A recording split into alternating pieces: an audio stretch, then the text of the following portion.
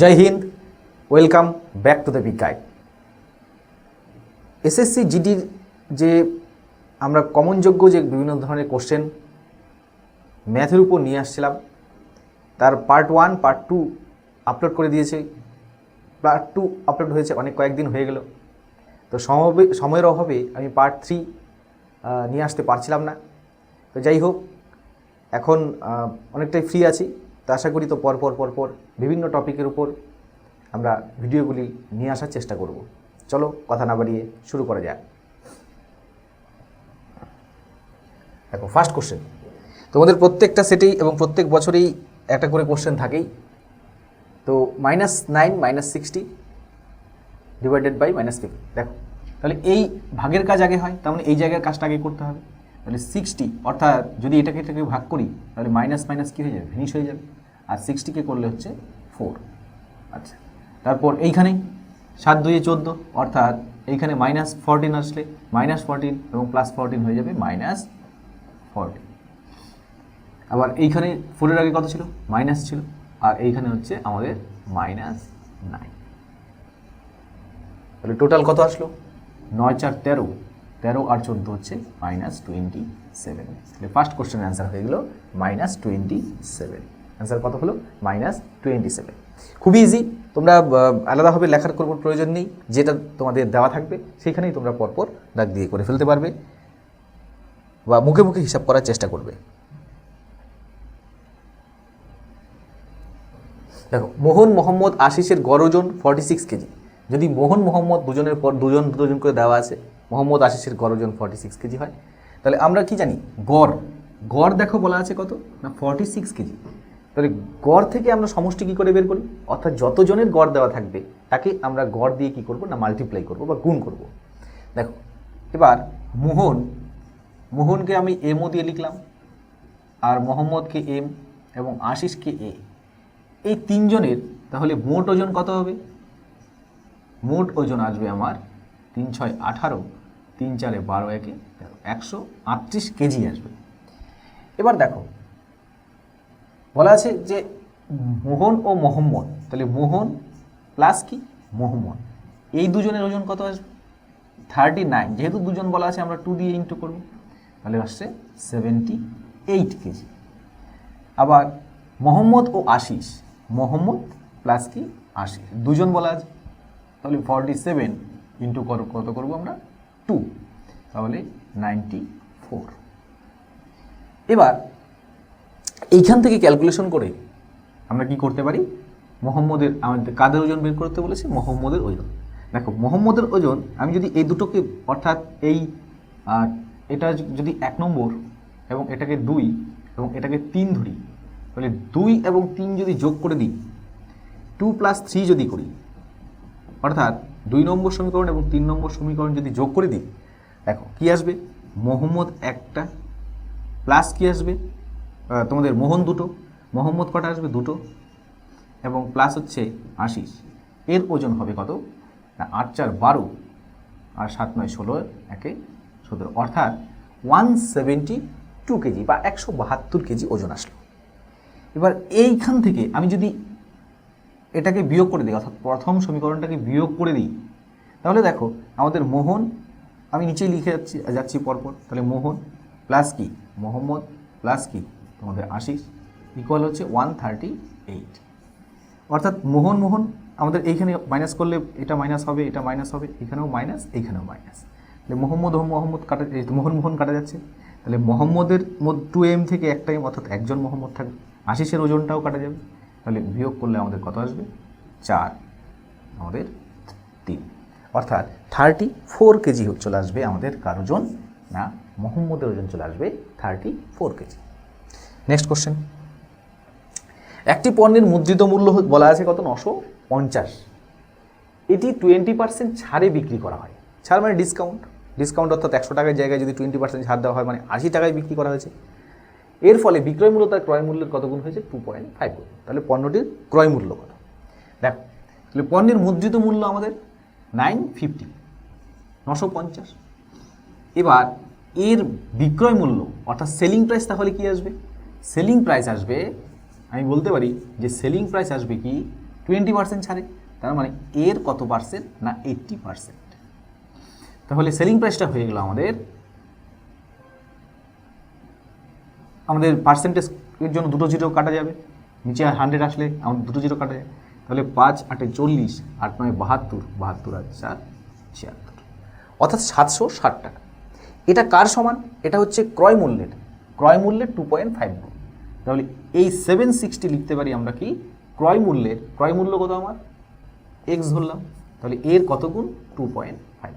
তাহলে এক্স এর ভ্যালু আসবে 760 ইকুয়াল কত, ডিভাইডেড বাই হচ্ছে 2.5। এটা আসলো আমাদের কি, পণ্যটি ক্রয় মূল্য চলে আসবে। তাহলে এইখানে আসবে 10, আমি যদি দশমিক তুলে দিই, এবার 5 2 10, 5 5 25, 5 দিয়ে কাটলে হচ্ছে 5 15 75, 5 2 10, অর্থাৎ 2 2 4 মানে 15 30, তার মানে 304 টাকা। কত আসবে, 304 রুপিস। অর্থাৎ ক্রয় মূল্য চলে আসবে আমাদের, এক্সের ভ্যালু কত আসলো, 304 টাকা। তাহলে এটা হয়ে গেল এই কোশ্চেনের অ্যান্সার। নেক্সট কোশ্চেন, বীরের কাছে হচ্ছে 1224 টাকা আছে, তিনি অর্থরাশি তার ছেলে নিতিন এবং হচ্ছে প্রবীণের মধ্যে ভাগ করে দেন, তাদের হচ্ছে 4% চক্রবৃদ্ধি সুদের হারে, কি সুদের হারে, না 4% চক্রবৃদ্ধি সুদের হারে বিনিয়োগ করতে বলে, যথাক্রমে কত বছর, না 19 বছর এবং 20 বছর। প্রবীণ একই পরিমাণ, এতে কি হয়েছে, মানে 19 বছর এবং 20 বছর বিনিয়োগ করার পর তাদের যে অর্থরাশি, অর্থাৎ তাদের যে কম্পাউন্ড ইন্টারেস্ট হয়ে যাওয়ার পর আমাদের মানে সুদ আসলে যা হবে সেটা কি হবে, না সেম আসবে। বীর প্রবীণকে কত টাকা দিয়েছিলেন, তাহলে কাকে দিয়েছিল, প্রবীণকে। তাহলে আমি ধরে নিলাম প্রবীণকে দিয়েছিল হচ্ছে এক্স টাকা। তাহলে প্রবীণকে কত বছরের জন্য দিয়েছিল, নিতিন এবং প্রবীণকে দিয়েছিল হচ্ছে 20 বছরের জন্য। তাহলে প্রবীণকে যদি এক্স টাকা দিয়ে থাকে, তাহলে কম্পাউন্ড ইন্টারেস্টের সূত্র অনুযায়ী কী হবে, এক্স ইন্টু আমরা লিখতে পারি কত পার্সেন্ট ইন্টারেস্টে, 4।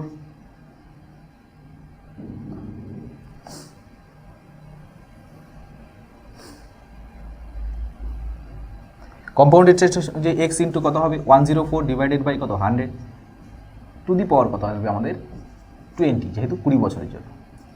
এই অ্যামাউন্ট কার সমান হবে, আমি যদি 1224 থেকে, অর্থাৎ প্রবীণকে এটা দিল এবং নিতিনকে দেবে হচ্ছে বাকিটা, অর্থাৎ 1024 থেকে এক্স মাইনাস, এটা হচ্ছে আসল, ইন্টু কত করব, যে ওই সেম 104 বাই 100, আর কত বছরের জন্য, না 19 বছরের জন্য।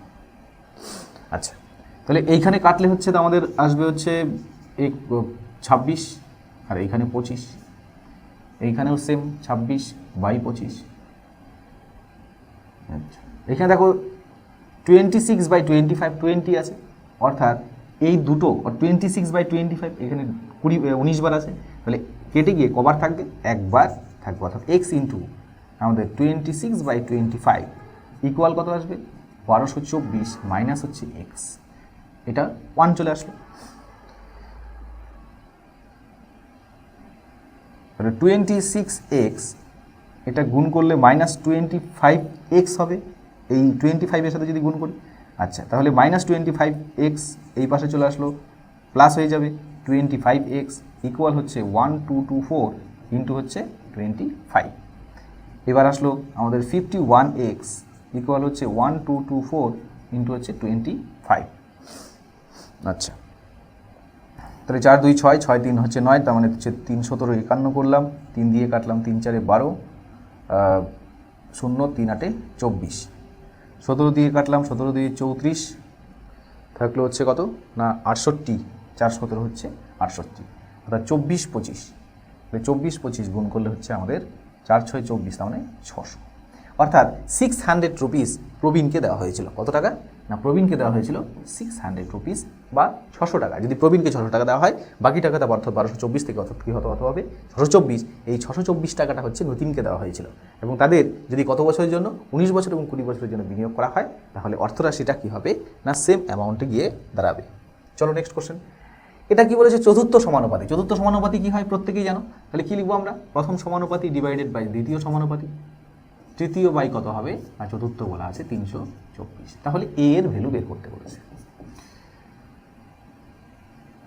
এখানে আমরা কেটে দিতে পারি, দেখো 9 দিয়ে যাচ্ছে, কত হচ্ছে 3 9 27, 6 9 54 36, তাহলে এ হবে এ স্কোয়ার ইকুয়াল হচ্ছে 16 ইন্টু কত না 36।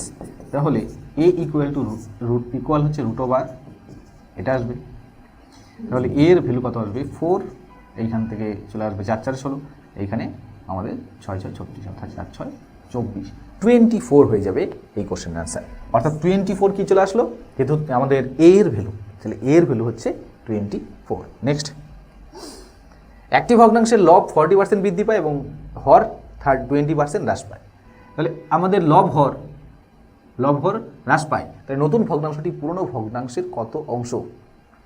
আচ্ছা, তাহলে আমরা 1/1 ধরতে পারি বা 100/100 ধরতে পারি। যেহেতু পার্সেন্টেজে আছে তাহলে 100/100 আমি ধরলাম যে এটা হচ্ছে আমাদের কি ভগ্নাংশ, অর্থাৎ লব 100 হর 100। এবার কি প্রথমটা হচ্ছে কত পার্সেন্ট বৃদ্ধি পায়? বৃদ্ধি পায় হচ্ছে 100/100 বা 1/1, একই কথা। তাহলে হচ্ছে আমাদের 40% বৃদ্ধি পায়, তাহলে 40% বৃদ্ধি পেলে এটা 40% বৃদ্ধি পেলে 140 আসবে। এটা যদি আমাদের 20% হ্রাস পায় তাহলে 40% এটা বৃদ্ধি আর 20% কি না হ্রাস যদি হয় তাহলে এটা আসবে 80, অর্থাৎ 140/80 আসবে নতুন ভগ্নাংশটি। তাহলে 0 0 ফিনিশ করে দিলাম। আমাদের 4 2 8 7 2 14, অর্থাৎ 7/4 আমাদের কি চলে আসলো, আমাদের নতুন ভগ্নাংশ। এখন বলছে পুরনো ভগ্নাংশের কত অংশ, তাহলে পুরনো ভগ্নাংশের কত আসবে, আমাদের 7/4 অংশই হবে, তাই কি না? তাহলে আমাদের আসবে অ্যান্সার 7/4। কত অংশ না 7/4 অংশ। নেক্সট, একটি গোলকের এক বক্রতলের ক্ষেত্রফল হচ্ছে 85 56 সেমি কি স্কোয়ার। ব্যাস হচ্ছে মিটারে নির্ণয় করতে বলছে। ব্যাসটা দেখো এখানে সেমিতে বলা আছে, ব্যাসটা বের করতে হবে আমাদের মিটারে। আচ্ছা বেশ, করে যাই। দেখো তাহলে বক্রতলের ক্ষেত্রফল কি হয়, আমাদের 4πr²। এর ভ্যালুই বলা আছে 9856, খুবই সহজ অঙ্ক। তাহলে এইখান থেকে আমাদের কি, আমাদের জাস্ট হচ্ছে আর এর মানটা আমরা বের করে নেব। তাহলে 4 × 22/7 ইন্টু হচ্ছে r² ইকুয়াল টু 9856। এবার 4 দিয়ে কেটে দিই, 56 আছে তাহলে 4 দিয়ে যাবেই অবশ্যই। 4 2 8, 18, 4 4 16, থাকলো 25, 4 6 24, আবার 4 6 4 4 16, তাহলে 24 64। এবার 22 দিয়ে দেখো যায় কিনা, 22 হ্যাঁ যাবে। তাহলে 22 দিয়ে কাটলে হচ্ছে একবার দিলাম 22 হলো, একবার দিলাম 22 হলো, তারপর থাকলো হচ্ছে 2 26, আবার 22, তারপর হচ্ছে কত 2 112, অর্থাৎ r² এর ভ্যালু আসবে 7 × 112। তাহলে r সমান সমান হবে √7 × 112। আচ্ছা, তাহলে 7 আরেকটা লাগবে, তাহলে 7 দিয়ে করলে হচ্ছে 7 দিয়ে যদি ভাগ করি এটাকে, তাহলে যাচ্ছে হচ্ছে 16 × 7। আচ্ছা, তাহলে 112কে ভাঙলে 16 × 7, তাহলে 16কে ভাঙলে আমরা 4 পাবো, অর্থাৎ একটা 7, এই দুটো 7 থেকে একটা 7 বেরিয়ে আসবে, আর এটাকে থেকে 4 বেরিয়ে আসবে, অর্থাৎ 4 7 কত 28। 28 সেমি কি চলে আসবে, আমাদের ব্যাসার্ধ। আর মানে কি ব্যাসার্ধ, তাহলে ব্যাসার্ধ হচ্ছে 28 সেমি। এবার আমাকে যদি এটাকে আমরা ব্যাস নিই, ব্যাসে পরিবর্তন করতে যাই, অর্থাৎ ব্যাস কত আসবে আমাদের 2r, তাহলে 2r ইকুয়াল টু 56 আসবে। এবার এটা কিসে দেওয়া আছে, সেমিতে, তাহলে সেমি থেকে আমরা যদি মিটারে করি তাহলে 56 ÷ 100 হবে, তাহলে 0.56 কি চলে আসবে মিটার। তাহলে 0.56 মিটার কি আসবে এই কোশ্চেনের অ্যান্সার, 0.56 মিটার। নেক্সট কোশ্চেন, একটি মোটর গাড়ি 23 কিমি গতিবেগে একটি স্থানে পৌঁছায় এবং 33 কিমি গতিবেগে ফিরে আসে। প্রচুর করিয়েছে এরকম অঙ্ক। দেখো যাত্রাপথের গড় গতিবেগ কত, তাহলে যাত্রাপথের গড় গতিবেগ কত হয় 2xy/x + y, ঠিক আছে। তাহলে 2xy বাই কত x + y, এই ফর্মুলাতে আমরা করি। তাহলে কত আমাদের 23, তাহলে 2 × 23 যাত্রাপথে যাওয়ার গতিবেগ, আসার গতিবেগ ডিভাইডেড বাই যাওয়ার গতিবেগ কোন আসার গতিবেগ ডিভাইডেড বাই যাওয়ার গতিবেগ যোগ কী হবে আসার গতিবেগ। আচ্ছা, তাহলে 2 × 23 × 33 ডিভাইডেড বাই হচ্ছে আমাদের 3 3 6, 3 2 5, অর্থাৎ 56। এবার 2 দিয়ে কাটলে হচ্ছে 28, 4 দিয়ে যাবে না, 2 দিয়ে যাবে না, অর্থাৎ 33কে এটাকে দিয়ে গুণ করে আমাকে 28 দিয়ে ভাগ করতে হবে। তাহলে ভাগ করে দিই, তাহলে কত হচ্ছে 3 3 9, 3 3 9, 3 2 6, 6 আর 9 হচ্ছে 15, 15 হচ্ছে 5 বসালাম, তারপর হচ্ছে 3 2 6, 6 একে 7। আচ্ছা 759কে 28 দিয়ে ভাগ করতে হবে। 759 বসালাম হচ্ছে কতবার, দুবার, 56 থাকবে হচ্ছে 9 6 15, 119, 199, 199 আমার যাচ্ছে হচ্ছে 27 বার, 7 8 56, 7 2 হচ্ছে 14 একে 15, 7 2 14 আর 5 হচ্ছে 19, থাকলো 3, অর্থাৎ 3/28। তাহলে অপশন নম্বর সি হয়ে গেল আমাদের অ্যান্সার। সি হয়ে গেল কি অ্যান্সার। নেক্সট, মান নির্ণয় করো সেম অঙ্ক। আরেকটা মান নির্ণয় খুব সহজ। তাহলে এইখানে ভাগ করবো আমরা, কত হচ্ছে 3 হচ্ছে, তাহলে 3 3 কত আসবে, গুণ এটা 9, তাহলে -9 আর হচ্ছে 16 প্লাস হিসেবে থাকবে। অর্থাৎ 16 + 3 হচ্ছে কত হচ্ছে 19, 19-এর থেকে আমরা 9 বিয়োগ করবো, তাহলে আসবে হচ্ছে আমাদের 10, 10 হয়ে যাবে এই কোশ্চেনের অ্যান্সার। 10 হয়ে গেল কি এই কোশ্চেনের অ্যান্সার। নেক্সট, এ বি এর টাকার অনুপাত হচ্ছে 4:5, বি এবং সি এর টাকার অনুপাত 2:3। এ এর 800 টাকা থাকে, তবে সি এর কাছে কত টাকা আছে? জাস্ট হচ্ছে এ বি সি, A:B:C যদি আমরা করে নিতে পারি তাহলে এই অঙ্কটা ফিনিশ হয়ে যাবে। তাহলে দেখো আমাদের এ এবং বি, A:B ইকুয়াল বলা আছে কত না 4:5, এবং বি এবং সি এর অনুপাত, বি এবং সি এর অনুপাত বলা আছে কত 2:3। তাহলে আমরা ABC বের করার জন্য কি করতে পারি,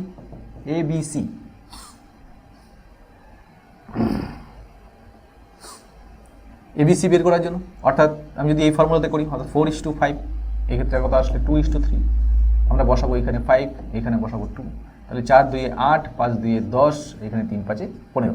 তাহলে A:B:C কত আসলো না 8:10:15। এবার বলছি এ এর কাছে 800 টাকা আছে, তাহলে 8 মানে হচ্ছে 800 যদি হয়, তাহলে সি এর কাছে কতটা হবে 1500। তাহলে 15 ইউনিট মানে হচ্ছে আমাদের 1500 টাকা হয়ে যাবে এই কোশ্চেনের উত্তর। তাহলে 1500 হয়ে গেল answer. Next question,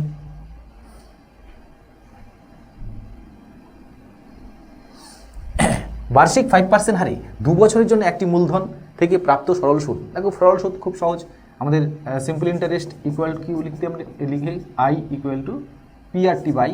PRT by কত না 100। এখানে পি হচ্ছে প্রিন্সিপাল, ইন্টারেস্ট বলা আছে 487 ইকুয়াল প্রিন্সিপালটা বের করতে হবে। তাহলে principal into rate of interest 5%, time period বলা আছে 2 বছর, ডিভাইডেড বাই কত না 100। তাহলে এখানে 5 2 10, তাহলে কাটলে হবে 10, অর্থাৎ প্রিন্সিপাল হবে 4870। তাহলে 4870 হয়ে যাবে আমাদের প্রিন্সিপাল বা টাকা পরিমাণ। নেক্সট, কোনো আসলের 5% হারে 2 বছরের জন্য সাধারণ ও চক্রবৃদ্ধি সুদের পরিমাণের পার্থক্য। দেখো এখানে পার্থক্য যদি বলা হয়, অর্থাৎ 2 বছরের পার্থক্য হলে আমরা কি সূত্র অ্যাপ্লাই করি, যদি 2 বছরের পার্থক্য যেটা আসবে, অর্থাৎ ডিফারেন্স ইকুয়াল হবে প্রিন্সিপাল ইন্টু হচ্ছে R/100 তার কি হোল স্কোয়ার, যদি 2 বছরে হয়। তাহলে এখানে ডিফারেন্স বলা আছে 15, প্রিন্সিপাল কত জানি না, বের করতে হবে। এখানে কত R স্কোয়ার, আর বলতে কত এখানে 5%, তাহলে 5 × 5 আর নিচে 100 ইন্টু কত আসবে না 100 আসবে।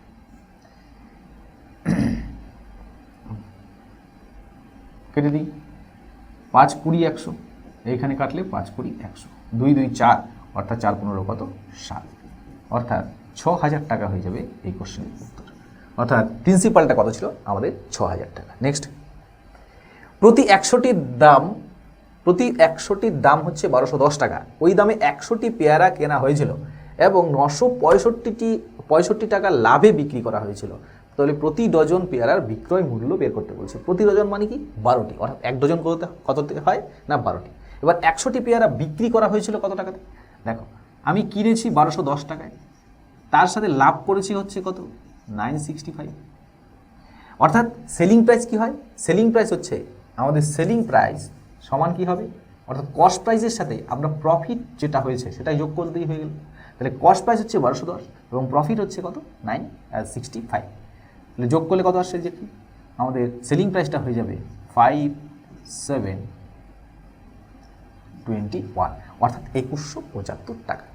এবার 2175 টাকা কতগুলি সেলিং প্রাইস? 100টি, অর্থাৎ এটা আমি বিক্রি করেছি কত টাকায় না 100 টাকা, অর্থাৎ একটার বিক্রয় মূল্য কত আসবে? 2175 ডিভাইডেড বাই 100, তাহলে এটি আসবে কি আমার একটির বিক্রয় মূল্য, একটির কি এসপি, যেহেতু 100টি বিক্রি করেছে। এবার বলছে যে তাহলে 12টি পেয়ারার বিক্রয় মূল্য কত? তাহলে 12টি পেয়ারার বিক্রয় মূল্য বের করার জন্য আমাদেরকে 12 দিয়ে গুণ করতে হবে একটির, এটা তাহলে 12টির হচ্ছে 12 দিয়ে গুণ, তাহলে করে দিই 3 4 12, 4 25 হচ্ছে 100, 25 দিয়ে অবশ্যই যাবে, তাহলে হচ্ছে 8 25 200, 175, 7 25 175, তাহলে 3 7 কত 21, 3 8 24, আর 24 আর 2 26, 261 টাকা। তাহলে 261 টাকা হয়ে গেল আমাদের 12টি পেয়ারা কি না বিক্রয় মূল্য। কি আসবে? সেলিং প্রাইস আসবে আমাদের 261 টাকা। নেক্সট, স্রোতের অনুকূলে কোনো দূরত্ব যেতে যে সময় লাগে, স্রোতের প্রতিকূলে তার দূরত্ব যেতে দ্বিগুণ সময় লাগে। স্থির জলে স্রোতের বেগ ও নৌকার বেগের অনুপাত কত? দেখো, অনুকূলে যেতে যে সময় লাগে, অনুকূলে ধরলাম যে সময় লাগে, প্রতিকূলে যেতে তার দ্বিগুণ সময় লাগে। অর্থাৎ আমি যদি টাইমের ক্ষেত্রে রেশিওটা দেখি, টাইমের ক্ষেত্রে রেশিওটা কত আসবে? অনুকূলে 1 হলে প্রতিকূলে কত আসবে না 2। এবার টাইমের সাথে স্পিড কি হয় না ইনভার্স রিলেশনে থাকে, তাহলে আসবে 2:1। তাহলে এটা কি আসলো? অনুকূলে বেগ। এটা আসলো কি? প্রতিকূলে বেগ। এবার যখন স্রোতের বেগ বের করতে হয়, তাহলে স্রোতের বেগ বের করতে বলেছে আমাকে নৌকার বেগ, তাহলে স্রোতের বেগ সমান কি হয়? অনুকূলে বেগ প্লাস হচ্ছে প্রতিকূলে বেগ ডিভাইডেড বাই কত না 2। আবার নৌকার বেগ কি হয়? আমাদের অনুকূলে বেগ বাই প্রতিকূলে বেগ ডিভাইডেড বাই মাইনাস হচ্ছে প্রতিকূলে বেগ ডিভাইডেড বাই 2, তাহলে 3/2 কত হচ্ছে? সরি, স্রোতের বেগ মাইনাস হবে, এটা মাইনাস এটা প্লাস, তাহলে হচ্ছে 1/2, এখানে হবে 3/2, যেহেতু স্রোতের বেগ আগে বলেছে, তাহলে 2 আমাদের কেটে দিব, তাহলে কত আসলো? 1:3। তাহলে 1:3 হয়ে যাবে এই কোশ্চেনের অ্যান্সার, 1:3, নট 3:1, যেহেতু আমাদের স্রোতের বেগ আগে বলেছে। যদি নৌকার বেগ আগে বলা থাকতো তাহলে 3:1 হতো। তাহলে এই ক্ষেত্রে অ্যান্সার হয়ে গেল অপশন নম্বর সি। একটি যাত্রা 3/5 দূরত্ব 60 কিমি/আওয়ার গতিতে অতিক্রম করা হয়। এবার বাকি দূরত্ব 40 কিমি/আওয়ার গতিতে অতিক্রম করা হয়। পুরো যাত্রার গড় গতিবেগ বের করতে বলেছে। দেখো, গড় গতিবেগ মানে কি? Total distance by total time. তাহলে টোটাল ডিস্টেন্স বাই কি টোটাল টাইম। খেয়াল করো, এখানে ডিস্টেন্সের যেহেতু কিসে দেওয়া আছে, আমাদের ভগ্নাংশে দেওয়া আছে, টোটাল ডিস্টেন্সটাকে আমরা ধরবো হচ্ছে 1। তাহলে টোটাল ডিস্টেন্স ধরলাম হচ্ছে না কত 1। এবার টোটাল টাইম। এবার দেখো 3/5 মানে 3 হচ্ছে অষ্টমাংশ 3/8। এই ডিস্টেন্স আমি গেছি হচ্ছে কত কিমি গতিবেগে না 60 কিমি গতিবেগে। তাহলে আমার নিচে কি দরকার? ডিস্টেন্স বাই কি total distance by total time, নয় টোটাল স্পিড। ডিস্টেন্স বাই কত? স্পিড।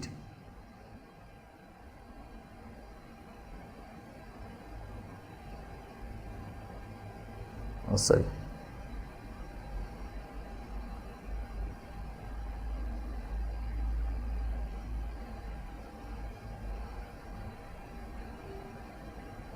আচ্ছা এইখান থেকে একটু আমরা কেটে দিব না, তাহলে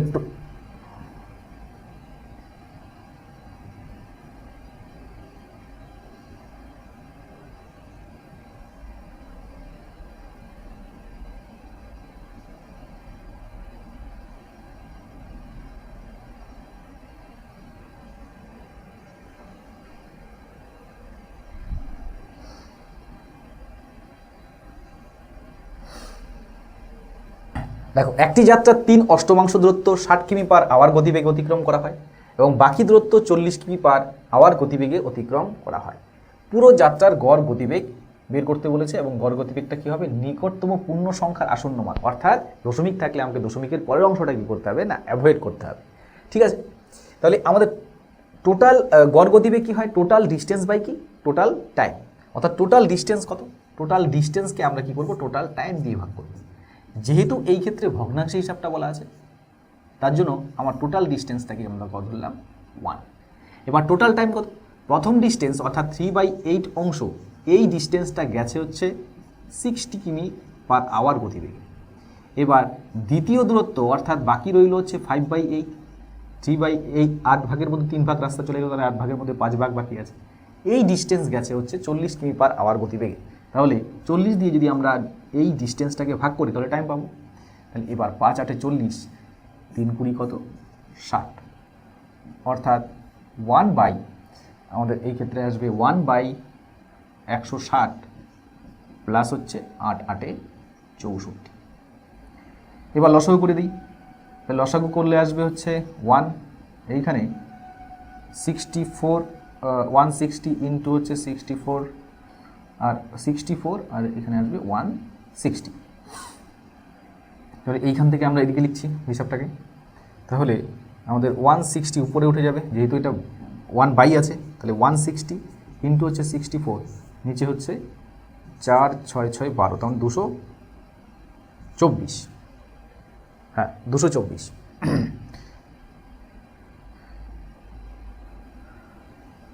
এইখানে 8 8 64, 8 দিয়ে করলে হচ্ছে 8 2 16, 8 8 64। আবার 4 দিয়ে হচ্ছে 4 2 8, 4 4 7 হচ্ছে 28, আর যাচ্ছে কাটা না 320, অর্থাৎ 320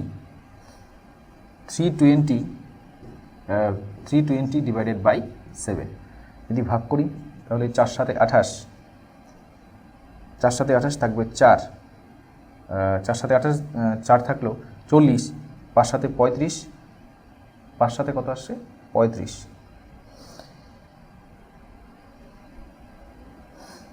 5 7 35 থাকলো 0.40, তার মানে 80, 50, 7। তাহলে 7 থাকছে। অর্থাৎ 7 যদি হয়, অর্থাৎ এই ঘর যেহেতু দেখা যাচ্ছে যে দশমিকের পরে কি 5 অথবা 5-এর বেশি, তাহলে এটাকে আমরা সমান সমান ধরতে পারি কত না 46 ইউনিট হিসেবে ধরতে পারি। তাহলে 46 হয়ে যাবে এই কোশ্চেনের অ্যান্সার। কত হয়ে যাবে না 46। নেক্সট, একজন ছাত্র একটি পরীক্ষায় 25% নম্বর পেয়েছে এবং 60 নম্বরের জন্য কি করেছে না ফেল করেছে। দেখো 25% নাম্বার পাওয়ার পরেও কি হয়েছে না 60 নম্বরের জন্য ফেল করেছে। তাহলে এবার নম্বর পেয়েছে 25% বাট ফেল করেছে 60 নম্বরের জন্য, অর্থাৎ 60 নম্বর তার প্রয়োজন। তাহলে কি হবে 25% যদি 60 নম্বর যোগ করি তাহলে আমাদের 5 নম্বর চলে আসবে। আবার অপরদিকে দেখো অন্য একজন ছাত্র 50 নম্বর পেয়েছে, কত পার্সেন্ট নম্বর পেয়েছে না 50 নম্বর পেয়েছে, কিন্তু বেশি হয়ে গেছে। এই 50% নম্বরটা কি 5 নম্বরের থেকে কত বেশি না 40 বেশি। আচ্ছা, তাহলে 40 যদি আমরা বিয়োগ করে দেওয়া তাহলে এটাও পাবো 5 নম্বর। যেহেতু পরীক্ষা একটা, তাহলে এই দুটো 5 নম্বর কি হবে সমান হবে। অর্থাৎ এটা থেকে এটা যদি আমরা কি করি মাইনাস করি, অর্থাৎ এই পাশে নিয়ে আসি এবং এই দুটোকে যদি এক পাশে নিয়ে যাই তাহলে হচ্ছে 25% ইকুয়াল টু এটা প্লাস মাইনাস হয়ে যাবে, তাহলে মাইনাস 25% মাইনাস হবে আমাদের 40 60 কত 100, অর্থাৎ মাইনাস মাইনাস ভেনিশ হয়ে গেল। এখানে 1% ইকুয়াল কত আসবে না 4, অর্থাৎ যেহেতু আমাকে 100% দরকার, তাহলে 1% যদি 4 হয় তাহলে 100% হয়ে যাবে 4 × 100 অর্থাৎ 400। অর্থাৎ পরীক্ষায় মোট নম্বর কত ছিল 400 বা 400। নেক্সট কোশ্চেন, এবং এত দ্বারা বিভাজ্য ক্ষুদ্রতম স্বাভাবিক সংখ্যাটা যেহেতু আমাদের 15, তারপর বলেছে হচ্ছে 16, 48 এবং 72 দ্বারা বিভাজ্য ক্ষুদ্রতম স্বাভাবিক সংখ্যা। তাহলে ক্ষুদ্রতম স্বাভাবিক সংখ্যা কী হবে? অবশ্যই সংখ্যাগুলির কী হবে এলসিএম বা লসাগু আসবে। তাহলে দেখো 16 হচ্ছে আমাদের 3 16 48, 16 48-এর মধ্যে ঢুকে গেল, তাই 15 48 এবং 72-এর মধ্যে কী করতে হবে লসাগু করতে হবে। তাহলে প্রথমে 3 দিয়ে দেখো প্রত্যেকটাকে যাচ্ছে, 3 দিয়ে করলে এখানে 5 আমরা 3 নিয়ে নিলাম, এইখানে 3 দিয়ে করলে হচ্ছে 3 16 48, 3 24-এ কত না 72। এবার 16 এবং 24-এর মধ্যে 8 দিয়ে যাচ্ছে, তাহলে 8টাকে নিয়ে নিলাম, 8 2 16, এইখানে 3 8-এ কত না 24, তাহলে বাকি রইল হচ্ছে 5 2 এবং হচ্ছে না 3। এবার 3 গুণ করে দেব, 3 দুগুণে 6, 6 আমাদের 6 8 48, না এটাকে করি 3 8 24, 3 24-এ 72, 5 দুগুণে 10, অর্থাৎ 720 হয়ে যাবে এই কোশ্চেনের অ্যান্সার। অর্থাৎ 720 বা 720 হবে সেই সংখ্যাটি যেগুলি হচ্ছে এই উপরোক্ত সংখ্যাগুলি দিয়ে বিভাজ্য। এবার দেখো 12টি কলমের বিক্রয় মূল্য হচ্ছে 9টি কলমের কি বিক্রয় মূল্যের সমান। 12টি কলম তুমি কিনেছো এবং সেটা কি 9টি মূল্যের হচ্ছে বিক্রয় মূল্যের সমান, তাহলে তোমার কয়টি লাভ হলো? 3টি। 3টেতে কি হলো? লাভ দাঁড়ালো। অর্থাৎ 9টার মধ্যে তুমি লাভ করেছো 3টা, তাহলে 100-এ কত? জাস্ট একটা ক্যালকুলেশন, তাহলে 3, অর্থাৎ এই পার্সেন্টেজটা হবে কত? 33 ফুল 1/3%। নেক্সট কোশ্চেন, এ এর বেতন বি এর বেতন থেকে 10% বেশি। এ এর বেতন এবং বি এর বেতন, তাহলে এ এর বেতনের থেকে বি এর বেতন 10% বেশি, তাহলে এর 100 হলে এর হচ্ছে 10% বেশি, 110। এবার বলছে বি এর বেতন এর থেকে এত আমাদের এ এর বেতন, তাহলে বি এর বেতন এ এর বেতনের থেকে কত শতাংশ কম? ও সরি, এ এর বেতন বি এর থেকে 10% বেশি, একটু লিখতে ভুল করলাম আমরা।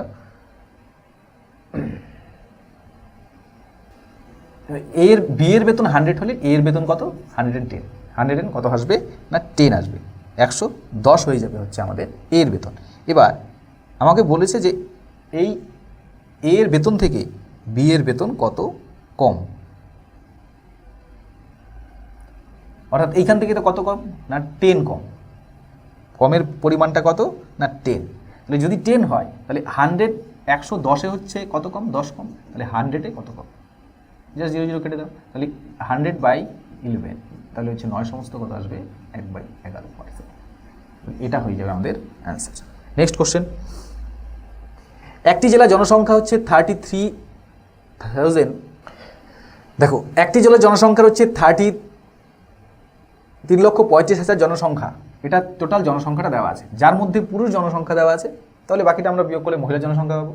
জনসংখ্যার সাক্ষরতার হার হচ্ছে 31%, মানে মোট জনসংখ্যার 31% স্বাক্ষর। যদি 31% পুরুষ স্বাক্ষর হয়, অর্থাৎ পুরুষ জনসংখ্যার মধ্যে কত পার্সেন্ট? না 31% হচ্ছে না স্বাক্ষর। তাহলে পুরুষ জনসংখ্যার মধ্যে কত পার্সেন্ট? 31%। এবার বলছে তাহলে কত শতাংশ মহিলা স্বাক্ষর, তাহলে মহিলা জনসংখ্যাটাকে আমাকে বের করে নিয়ে আমাদের কি সাক্ষরতার হারটাকে বের করতে হবে। তো যাই হোক,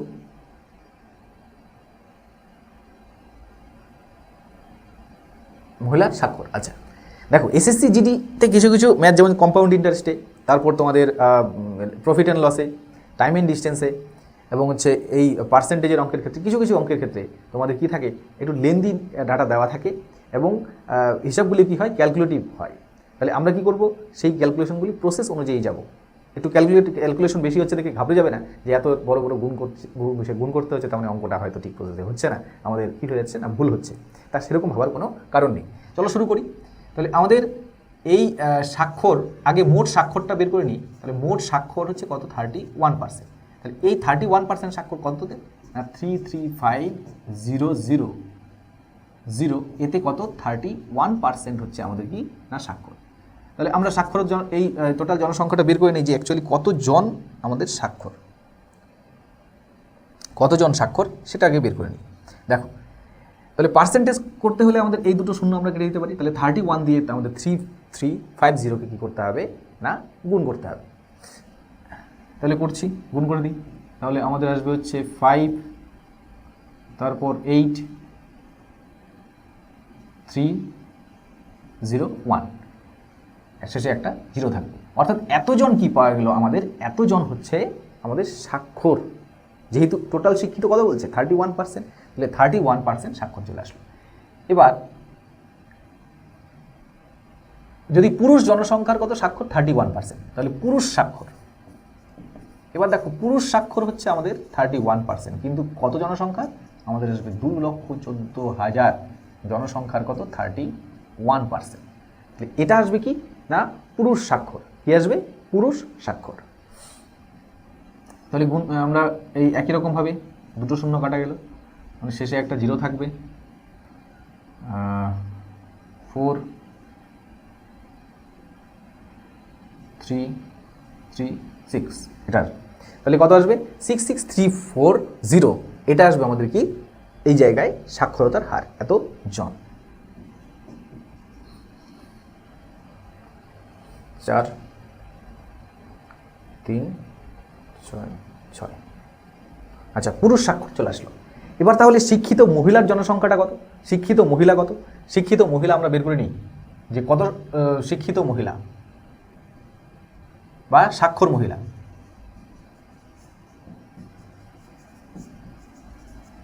দেখো আমরা স্বাক্ষর মহিলার সংখ্যা কি করে পাবো?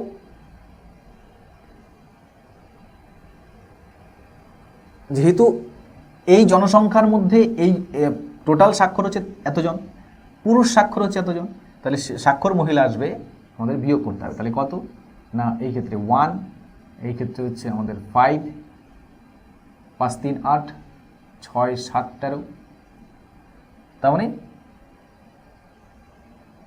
আর এইখানে আসবে হচ্ছে 7, তার মানে 3, অর্থাৎ আমাদের 37,510 জন, এত জন কি আসবে আমাদের স্বাক্ষর মহিলা।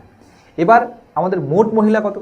তাহলে মোট মহিলা, আমাদের মোট মহিলা, পুরুষ তো দেওয়াই আছে, মোট মহিলাটাকে বের করে নিই। তাহলে মোট মহিলার মধ্যে এতজন কি হবে? স্বাক্ষর হবে। আচ্ছা, তাহলে মোট মহিলা হচ্ছে পুরুষ 33,500 মাইনাস কত, এতজন পুরুষ দেওয়া আছে, তাহলে কত, পুরুষকে বিয়োগ করে দেবো। তাহলে পুরুষ বিয়োগ করলে আমাদের কত আসছে, অর্থাৎ 33, আরেকটা শূন্য দেওয়া আছে, অর্থাৎ 3টা 0 আসবে শেষে, 5 এইখানে 1, এইখানে আসবে 2, এখানে আসবে 1, অর্থাৎ 121,000, এটা আসবে মোট মহিলার সংখ্যা। এই মহিলার মধ্যে, এই মহিলা জনসংখ্যার মধ্যে আমার 37,510 জন কি শিক্ষিত মহিলা, তাহলে এই পার্সেন্টেজটাই বের করতে হবে। তাহলে মহিলার যে পার্সেন্ট, মানে শিক্ষিতর পার্সেন্টেজ, সেটা আসবে আমাদের 121,000 টোটাল জনসংখ্যার মধ্যে 37510 ইন্টু কত না 100%। এই ক্যালকুলেশনটা চলে আসবে। তাহলে কত, 123 আমরা কেটে দিলাম, তাহলে 121 দিয়ে কি কাটা যাবে?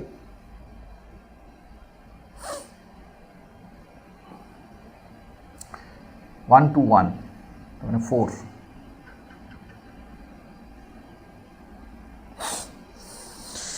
242, 3 বার দিলে হচ্ছে 363, হ্যাঁ 3 বার দিচ্ছি, দেখি কাটা যায় নাকি। 3 বার হচ্ছে 363 হলে থাকলে হচ্ছে 12, 121, তার মানে 31% হয়ে যাবে, 31% হয়ে যাবে এই কোশ্চেনের অ্যান্সার, 31%। দেখো আমি জানি এটা অনেকটাই ক্যালকুলেটিভ অঙ্কটা, ঠিক আছে, ক্যালকুলেশন দেখে ঘাবড়ানোর কিছু নেই। তোমরা হচ্ছে কী করে যাবে, পরপর স্টেপ বাই স্টেপ হিসাব করে যাবে। যেহেতু স্বাক্ষর হচ্ছে, মোট স্বাক্ষর হচ্ছে 31%, তাহলে 31% কার উপর? মোট জনসংখ্যার উপর 31%। এবার পুরুষ স্বাক্ষর কত না, পুরুষ স্বাক্ষর আমার পুরুষের উপর আসবে, পুরুষের কত 31%, অর্থাৎ পুরুষ জনসংখ্যাটা দেওয়া আছে তার 31% বের করে নিলাম। এবার দেখো মোট স্বাক্ষর হচ্ছে এটা, এবার পুরুষ স্বাক্ষরটার থেকে যদি আমরা পুরুষ স্বাক্ষরের সংখ্যাটা বিয়োগ করে দিই, তাহলে কি পাচ্ছি না মহিলার সাক্ষরতার হারটা পাচ্ছি। কতজন? আমাদের আসলো হচ্ছে 37,510 জন। এবার 37,510 জন তো স্বাক্ষর, মহিলা স্বাক্ষর আসলো। এবার মহিলা স্বাক্ষরের পার্সেন্টেজ বের করতে বলছে, তাহলে পার্সেন্টেজ বের করার জন্য আমার কী দরকার, অর্থাৎ মহিলা কতজন আছে, তাহলে মহিলা কতজন, পুরুষ যদি এতজন হয় তাহলে মহিলা আসবে হচ্ছে এই 1,21,000 জন। এবার এর মধ্যে 37,510 জন কি আমাদের স্বাক্ষর, তাহলে এই 1,21,000-এর মধ্যে 37,510 জন কি আমাদের স্বাক্ষর, যেহেতু তাহলে পার্সেন্টেজ করলে আমাদের কত আসে না 31% অ্যান্সার আসে। তো যাই হোক, আজকে আমরা 20টা কোশ্চেন নিয়ে, আমাদের 20টা ম্যাথ নিয়ে ডিসকাস করলাম। তো অনেকের এক্সাম স্টার্ট হয়ে গেছে, তো আশা করি তোমাদের এক্সাম ভালো দিচ্ছ প্রত্যেকেই খুব। তো যাদের এক্সাম হয়ে গেছে অবশ্যই কমেন্টে জানিয়ে যেও যে তোমাদের এক্সাম কেমন হচ্ছে এবং কোশ্চেন প্যাটার্ন কেমন ছিল। আর যাদের সামনে এক্সাম আছে তারা আরও ভালোভাবে প্রিপারেশন নিতে থাকো। তো তোমাদের সামনের এক্সামের জন্য অল দ্য বেস্ট, ভালো থেকো।